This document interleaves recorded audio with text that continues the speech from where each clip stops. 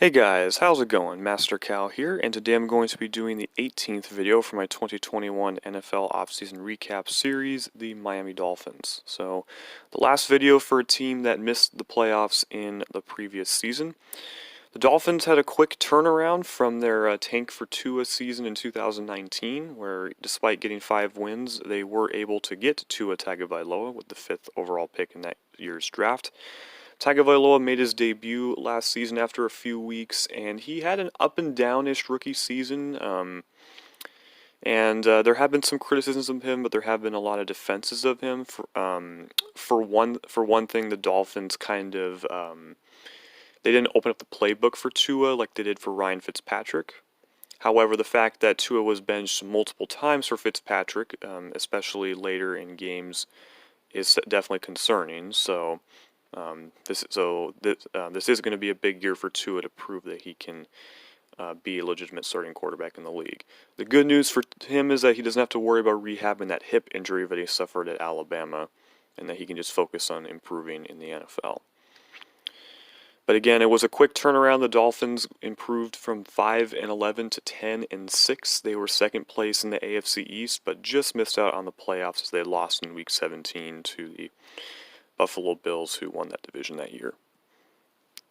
So for coaching changes, Dolphins offensive coordinator Chan Gailey retired. He came out of retirement in 2020 last year, but retired yet again. So that's the third straight season that head coach Brian Flores has a new play caller.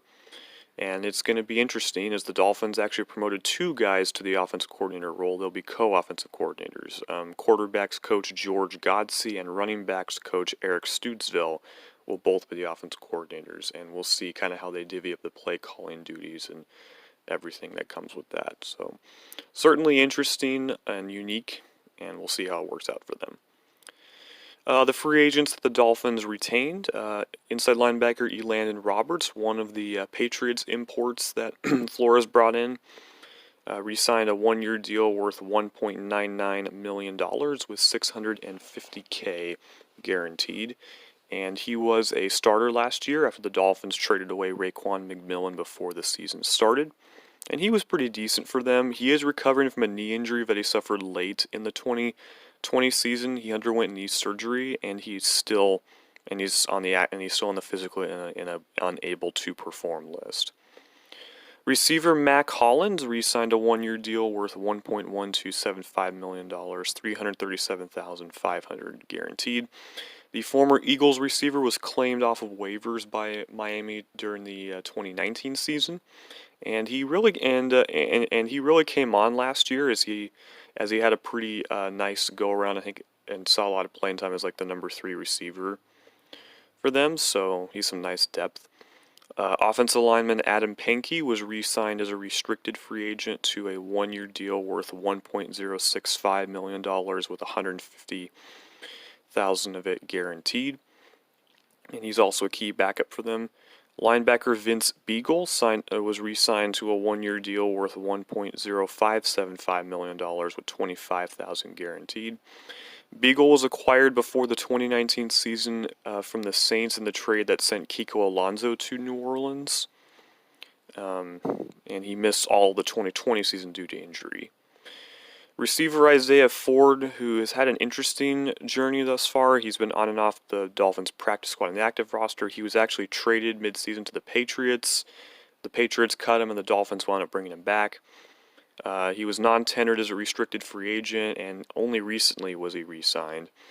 He signed a 1-year deal worth $920,000 with no guarantees. So we'll see if he continues to his journey of being on and off the Dolphins roster. Cornerback Nick Needham, who's been their starter at nickelback the past season and a half, was brought back as an exclusive rights free agent to a 1-year deal worth $850,000. Cornerback Jamal Perry was re-signed as an exclusive rights free agent to a 1-year deal worth $850,000 with no guarantees. And linebacker Calvin Munson was re-signed as an exclusive rights free agent to a 1-year deal worth $850,000, nothing guaranteed. Their free agent signings, they signed former Texans first-round pick receiver Will Fuller V to a 1-year contract worth $10 million. It's up to $13 million, and it's fully guaranteed. Fuller has been one of the better deep threats in the league since his rookie year. The problem is that he's dealt with a variety of injuries throughout his career. He was healthy for the most part last year, and and he was on pace for his best season yet. But then he got hit with a 6-game suspension at the end of the year, and he is going to have to serve the first game of that suspension. He is going to have to serve one more game of that suspension in week 1 of this upcoming season. But all in all, it's a pretty good signing for a Dolphins team that's looking to add speed. They signed former Bengals tight end Cethan Carter to a 3-year contract. It's worth $7.8 million with $2.7 million guaranteed, and he's a special teamer. Defensive tackle Adam Butler, former New England Patriot, signed a 2-year deal worth $7.5 million with $3.75 million of it guaranteed. And Butler's been a pretty decent run defender up the middle, and obviously as a former Patriot, he knows the system. They signed former Colts and Patriots quarterback Jacoby Brissett to a 1-year deal worth $5 million. It's fully guaranteed and has a max value of $7.5 million. Brissett has been a full-time starter twice in his career, in 2017 and 2019, both with the Colts. However, he has not fared especially well in either year.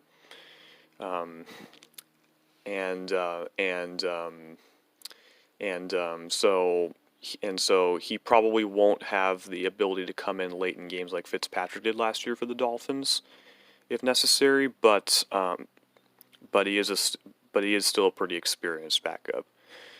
They signed former Lions, Vikings, Seahawks, and Patriots corner Justin Coleman to a 1-year deal worth $2.25 million with $1.5 million guaranteed after he was released by Detroit this offseason, and he'll look to compete for that starting nickelback role. They signed former Rams running back Malcolm Brown to a 1-year deal worth $1.75 million.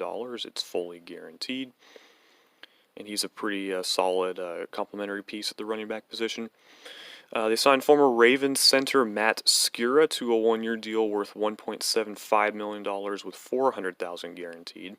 Skura was pretty good in 2019, but unfortunately his year was cut short with a pretty serious knee injury that he had to work his way back from in 2020, and he struggled last year. He might have been rushed back from the injury, but what's even more alarming was that he had problems snapping the football, and he wound up losing the starting job. So it's a pretty low-cost flyer on a guy that could have a lot of upside.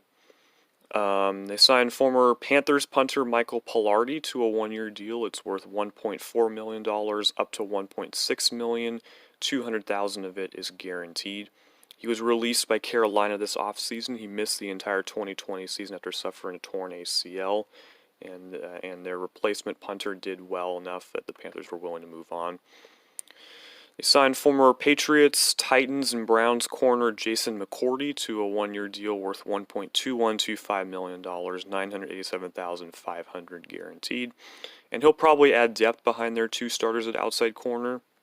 But again, it's never a problem to have too many guys who can start at corner because of injuries or whatever. They signed defensive tackle John Jenkins to a 1-year deal worth $1.2125 million with just $50,000 of it guaranteed. Jenkins was with the Dolphins in 2019. He left for the Bears the following offseason, but now he's back with Miami to add some depth to the interior. They signed former Texans edge rusher Brennan Scarlett to a 1-year deal worth $1.1275 million, $637,500 guaranteed. They signed former Eagles and Falcons linebacker Duke Riley to a 1-year deal worth $1.1275 million, $637,500 guaranteed, adding some more reinforcements to their special teams. Former Patriots and Ravens offensive lineman Jermaine Illuminor signed a 1-year deal worth $1.1275 million with $100,000 of it guaranteed.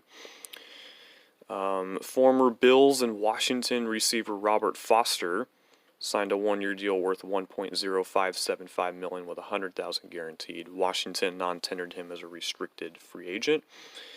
He's an Alabama receiver, so he's teammates with Tua and some other guys there on that offense.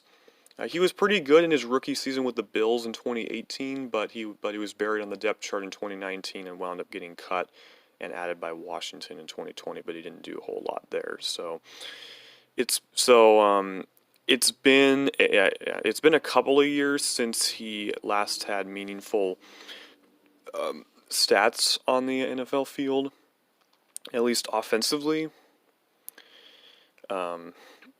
which was surprising because he wasn't that productive in college either. But I guess we'll see. They signed former Eagles and Patriots corner Cravon LeBlanc to a one-year deal worth $990,000 with $150,000 guaranteed. Signed former Seahawks linebacker Shaquem Griffin to a one-year deal worth $920,000 with no guarantees. Griffin was non-tendered as a restricted free agent. The brother of now Jacksonville Jaguars corner Shaquille Griffin. The Seahawks lost both Griffins this offseason. They signed guard Tyler Mars to a one-year deal worth $850,000 with no guarantees. Tackle Tymon Paris signed a one-year deal worth $780,000. And tight end Carson Meyer signed a one-year deal worth $660,000.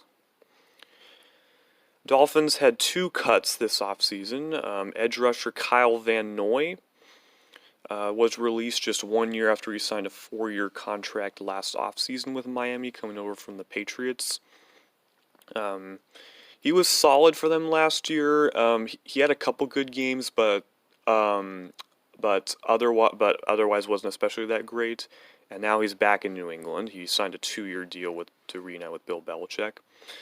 And safety Bobby McCain, who's been with the Dolphins for a while, was cut after the draft, and he signed a 1-year deal with the Washington football team.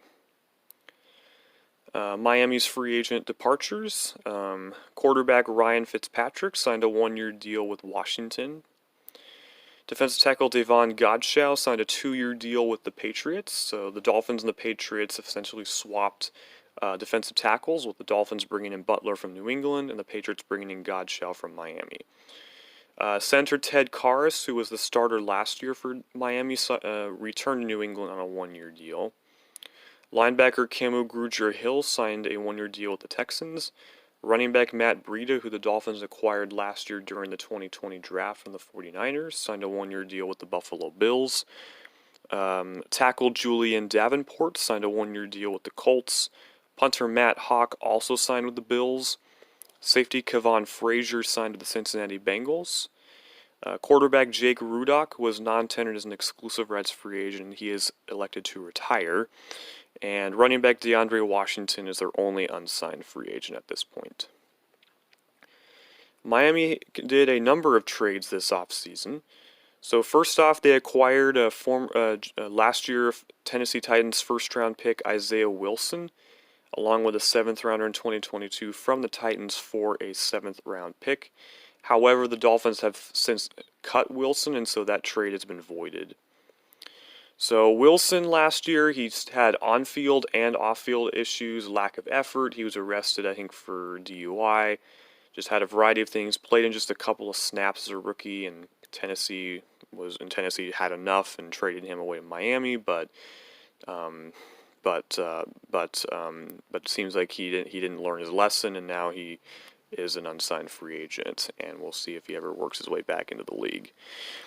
Next up, they swung a trade with a different AFC South team. They picked up linebacker Bernardrick McKinney, along with a 7th round pick from the Texans for edge rusher Shaq Lawson and a 6th round pick. McKinney has been one of probably the more underrated middle linebackers in the league for some time. He does have issues in coverage, which probably is why he doesn't get a whole lot of recognition, but he is pretty solid. He did suffer an injury, and I think he missed about 2/3 of last year, but he's healthy now. And he renegotiated his contract with the Dolphins. It's just 1 year, $3 million with $750,000 guaranteed. So he'll have to prove his way back with them.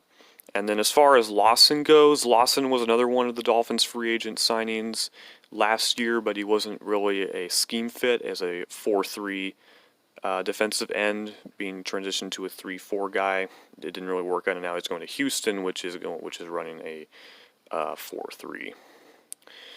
Then they had a massive trade. They traded back from number 3 overall, which was Houston's pick, with the 49ers, which is 12th overall. From the Niners, they received the Niners' next 2 first-round picks in 2022 and 2023, along with a compensatory third that the Niners will receive in 2022 because Robert Saleh, as a minority, was hired as head coach of the New York Jets under the new guidelines that for teams that have assistants that are minorities become head coaches or GMs of another team, they will receive compensatory draft picks.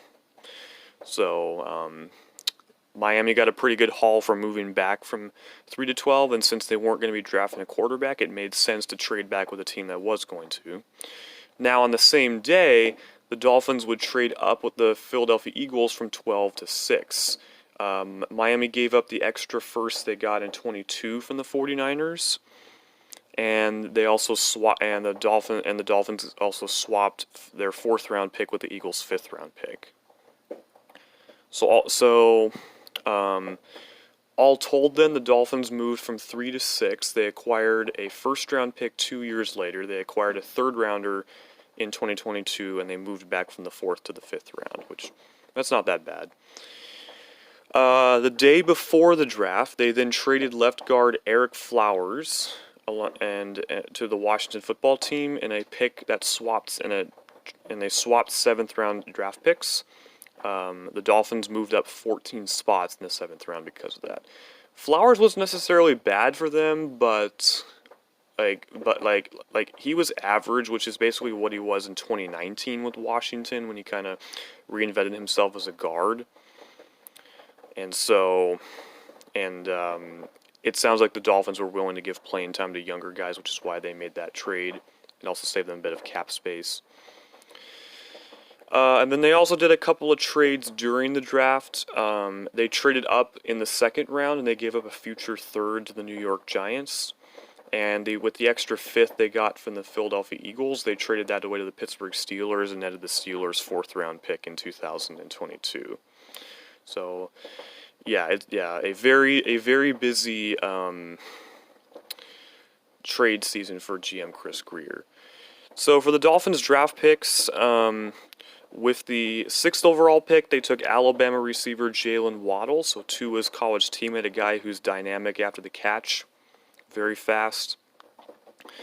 With the 18th pick in the 1st round, their 1st round pick, they took Miami Hurricanes edge rusher Jalen Phillips, a guy who probably would have gone higher, but he does have concussion histories dating back to his time at UCLA as well. With the 4th pick in the 2nd round, they took Oregon safety Javon Holland, which is why they released McCain. With the 10th pick in the 2nd round, they took Notre Dame tackle Liam Eichenberg. With the 17th pick in the 3rd round, they took Boston College tight end Hunter Long. With the 3rd pick in the 7th round, yes, you heard that correctly, the Dolphins did not have a draft pick in between the 3rd and 7th rounds. They took tackle Larnell Coleman. And with the 20th pick in the 7th round, they took running back Jared Dokes. When you look at all these trades the Dolphins made, it also includes trades that they made going back to the Laramie Tunsil trade back in 2019. When you factor in all those trades that took place from that huge trade they made before the 2019 season all the way up until the trades they made during the draft, there were 11 different trades that affected Miami's draft position. And that's what resulted in what it was, to where the Dolphins didn't have picks in the 4th, 5th, or 6th rounds. So on to the Dolphins' extensions. They signed 2 players from their 2018 draft class to new contracts. Kicker Jason Sanders signed a 5-year extension through the 2026 season. It's worth $22 million, a max value of $23.2 million. $10 million of it is guaranteed, $7.52 million fully guaranteed. Sanders has emerged the past couple of years as one of the more reliable kickers in the NFL, so a pretty well-deserved contract for him. And linebacker Jerome Baker signed a 3-year extension through 2024. It's worth $37.5 million, $28.4 million guaranteed, $20 million is fully guaranteed. Baker has been pretty solid. There are some analysts who think that this is a bit of an overpay. He has gotten better, I think, every year he's been in the league, and he is solid enough in coverage, which makes him the good yin to Bernardrick McKinney's yang. But but it is a little bit costly, but it's not that onerous of a contract. For injuries, I already talked about Roberts, who's coming off of that knee injury. He underwent off-season surgery, and he hasn't been able to practice yet as he's on the PUP list. So now my thoughts on Miami's offseason. So Miami then, what they did was they got rid of a lot of the players they signed in last year's free agency spree. Kyle Van Noy was released. Eric Flowers was traded. Shaq Lawson was traded. So those guys they signed are all gone after just 1 year. Now the Dolphins getting key contributions from their draft picks and other players that they've had, I think certainly played a role in that. So yeah, that was pretty interesting. The Dolphins were a lot more measured this offseason as far as spending in free agency, with Fuller being their biggest signing, and only for 1 year. And as we saw, the Dolphins weren't afraid of giving up mid-round picks, mid and late round picks, and not having a huge quantity, but having a quality, because they had five of their 7 draft picks were in the first 3 rounds. So the positions of need that I identified in the preview video for the Dolphins, I listed receiver, center, and linebacker. And receiver, receiver, I'd say they hit a home run by adding Fuller and also taking Waddle in the draft. So that was excellent. Center was addressed by bringing in Skura. He has a lower floor than Karras, but he has a lot higher of a ceiling if he can bounce back to 2019 pre-injury form. And linebacker, they addressed linebacker by trading for by trading for Bernardrick McKinney. They did shake up their edge rushing depth, though. They cut Van Noy, but instead they brought in Jalen Phillips and brought back Vince Beagle. For the secondary needs, I listed running back, and for it being a secondary need, I'd say they address it by bringing in Malcolm Brown and spending a late-round draft pick on one. I mentioned safety, which, yes, they did. They drafted Javon Holland, which allowed them to release McCain. Quarterback, that was addressed by bringing in Jacoby Brissett as a backup for Tua. And then I mentioned punter, they did that by getting Michael Pilardi. So I am going to give the Dolphins a B- for their offseason. I think their draft class looks pretty good on paper. There is a little bit of risk in there, but overall I think it's pretty solid. I thought Fuller was a good signing, and a 10-6 team usually doesn't need to spend a whole lot of money to get to get a lot of quick improvements. So the Dolphins, I think, will definitely be in the mix for a playoff spot, but it will all depend on the play of Tua. And the Dolphins won't have the benefit of having a 4th place schedule this year. Instead, they'll have a 2nd place schedule, which will be interesting to be sure. So we'll conclude, as always, with the projected starters for Miami. So Tua will start at quarterback. Myles Gaskin for now is the starting running back, with the Dolphins not bringing any real competition for Gaskin as the starter. He'll remain so. Austin Jackson will start at left tackle. As far as left guard goes, I believe that probably Solomon Kinley might be in the lead for that, although Jesse Davis could maybe start there. Skura will start at center, although Michael Dieter, a 3rd rounder from a couple years ago, has been competing for that spot as well. Robert Hunt, 2nd rounder from last year, will start at right guard, and then right tackle will be Eichenberg. Davis could possibly start at right tackle if they don't think Eichenberg's ready, but the Dolphins want Eichenberg to win the starting job. For receiver, it'll be Fuller and Devontae Parker and Waddle. Of course, with the fact that Fuller is going to miss week 1 because of finishing out his suspension. Mike Gesicki will start at tight end. We'll see if he gets himself a contract extension or not. For the defensive line, it'll be Zach Seiler, Adam Butler, and then Christian Wilkins. Linebacker will be Emmanuel Ogbah, who had a great season last year, and he's also up for a contract extension.